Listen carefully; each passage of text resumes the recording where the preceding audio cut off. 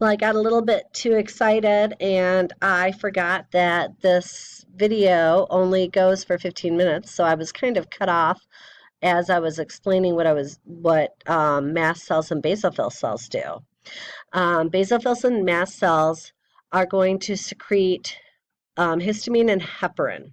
Heparin is going to increase fluidity of blood. It's considered an anticoagulant. And histamine increases the ability of fluid to move through capillaries so that blood cells can get to the sites. They can also reach or release eicosanoids, which are hormone-like molecules that increase the inflammatory response, which is important to allow your cells to fix the damaged tissue. And so here we have a basophil cell secreting histamines and heparins and eicosanoids. This is going to give an overall increase in fluid permeability and fluid movement to the site of damage and allow for a more intense inflammatory response so that the healing process can occur. Natural killer cells are your one lymphocytic type cell that is not considered a specific defender. They are lymphocytes, but what they do is they wander around in your system, in the lymphatic system, and they get rid of any cancer cells and any virus or bacterial infected cells. Any cells that have non-self associated with them, your natural killer cells are going to get rid of.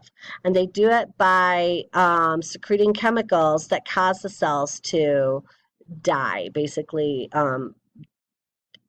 kill themselves on the inside.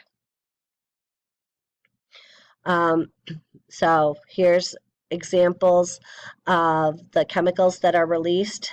Perforins cause holes to be punctured into the cell membrane, and that can cause cells to lysis open.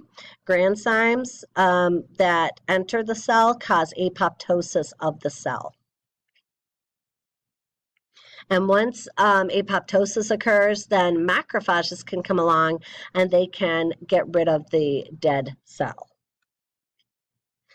Eosinophils, they also have some phagocytic activity, but mainly towards parasitic helminthic organisms. So any type of worms that are in your gut, these eosinophils can destroy. Eosinophils also increase when you're having allergic reactions, and what they do is they decrease the inflammatory response to keep you from having too intense of an inflammatory reaction. Interferons are chemicals that are released by all of our body cells in response to getting infected by a virus. And so their function is once a cell is infected by a virus, it releases these interferons and it protects all the neighboring cells. So the interferons move to the neighboring cells and protect them from viral activity. If the virus enters the neighboring cell, the virus will not be able to replicate because of the interferon. And then interferon also will stimulate the movement of natural killer cells and macrophages to the site of the viral infected cells. And so this is my little video. Hold on, I'm going to move myself up so that you can see it better.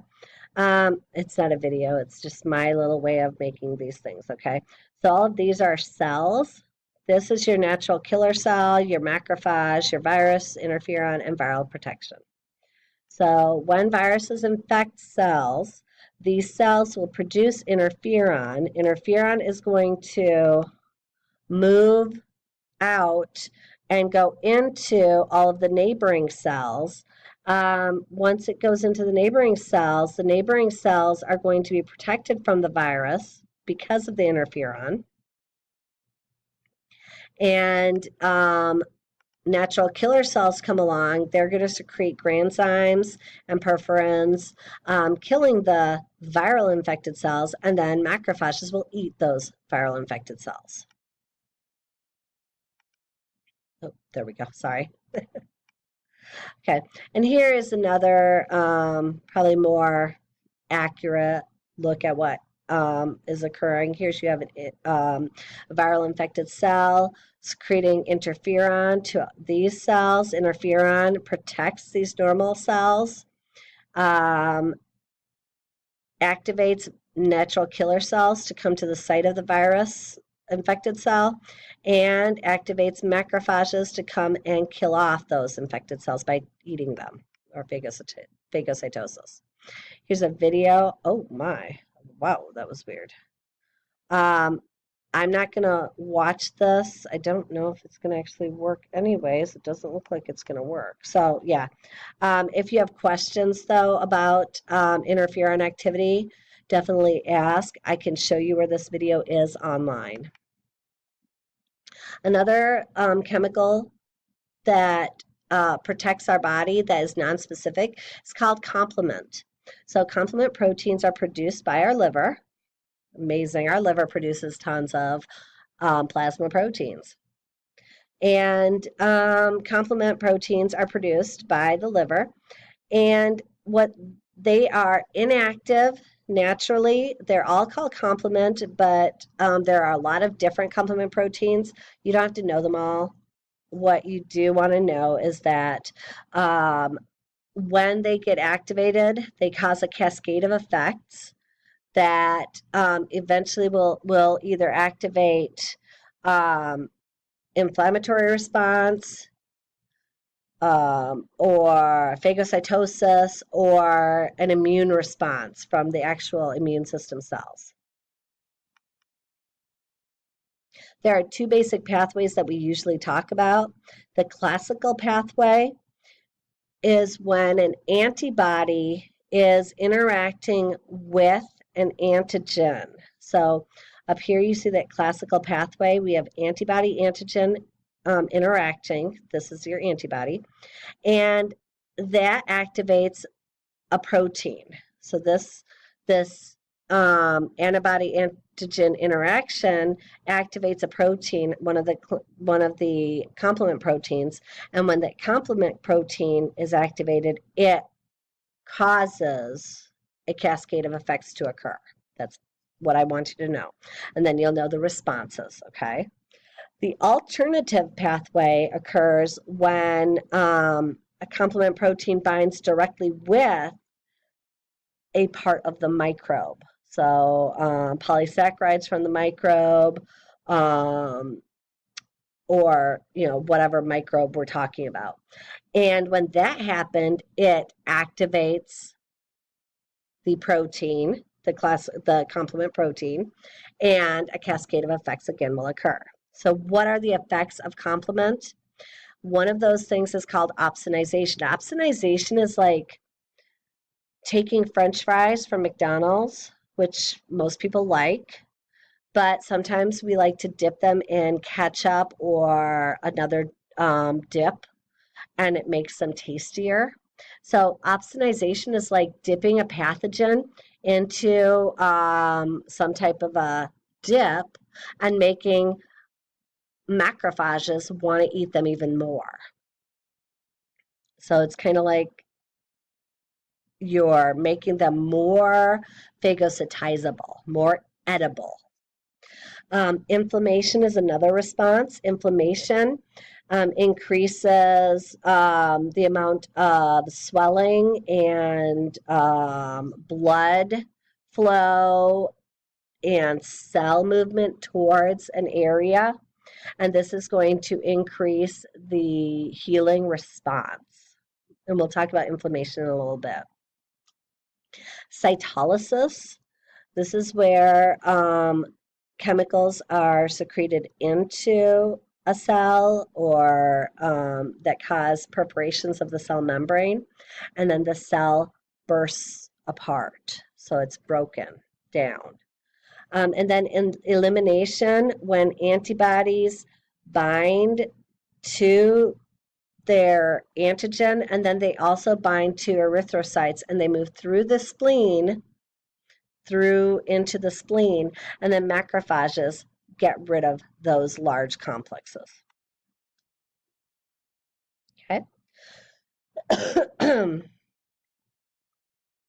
And again, I don't think these are working. I'm not sure why, but if you have questions on the complement system, definitely please ask. We can go over it. I can show you where this video is.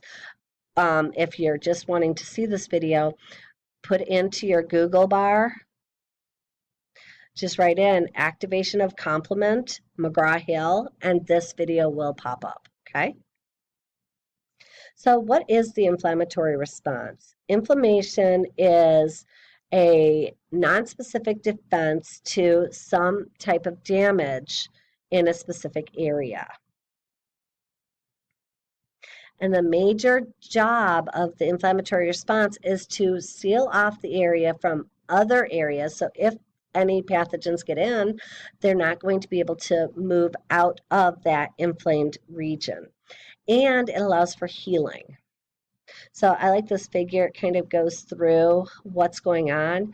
You have some type of injury that occurs. In this case, you've cut yourself.